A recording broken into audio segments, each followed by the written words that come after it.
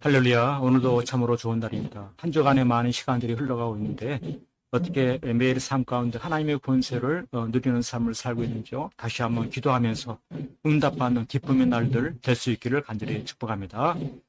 오늘 큐티 본문의 말씀은 이사야 42장 19절, 맹인이 누구냐, 내 종이 아니냐, 누가 내가 보내는 내 사자같이 못 듣는 자겠느냐, 누가 내게 충성된 자같이 맹인이겠느냐, 누가 여호와의 종같이 맹인이겠느냐. 이사야 42장 19절의 말씀입니다. 이 말씀 가운데 다시 한번 살펴볼 때 20절에 내가 많은 것을 볼지라도 유의하지 아니하며 귀가 열렸을지라도 듣지 아니하는도다. 이와 같이 말씀하고 있습니다. 특별히 내 자신에 대해서 맹인이라고 이야기하는데 그것이 참 의문인 것입니다. 나는 잘 보고 있는데 어떻게 나보고 맹인이라고 할 수 있느냐라고 이해하는 것입니다.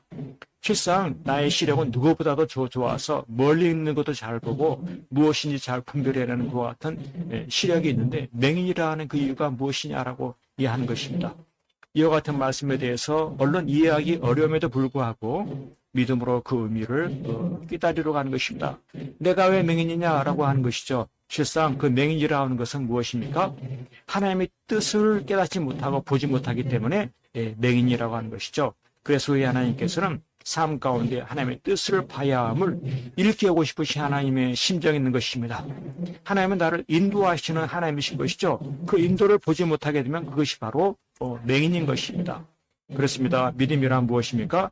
맹인된 내 자신을 발견하고 하나님의 뜻 가운데 돌이켜 순종하는 삶을 살아가는 것입니다. 이와 같은 삶을 살아갈 때 그는 변하여 새로운 사람으로 바뀌게 되어지는, 뜻을 발견하고 그 뜻을 행하게 되는 사람으로 바뀌어지게 되는 것입니다.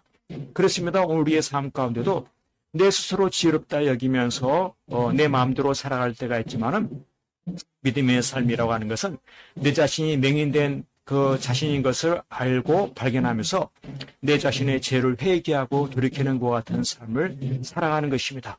내가 못 보는 거 보는 것이죠. 하나님의 뜻 가운데 보면서 그 새롭게 보게 된 하나님의 뜻 가운데에서 회개하고 돌이키는 이와 같은 삶을 살아가실 것입니다.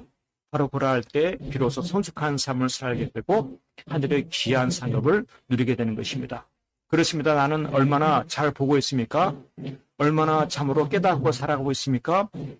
내 삶 가운데 다시 한번 말씀을 통하여서 하나님의 뜻을 깨닫고 그 뜻을 실천하는 성숙한 삶, 하늘의 귀한 상급을 쌓아나가는 변화된 그와 복된 날 될 수 있기를 간절히 축복합니다. 아멘, 할렐루야.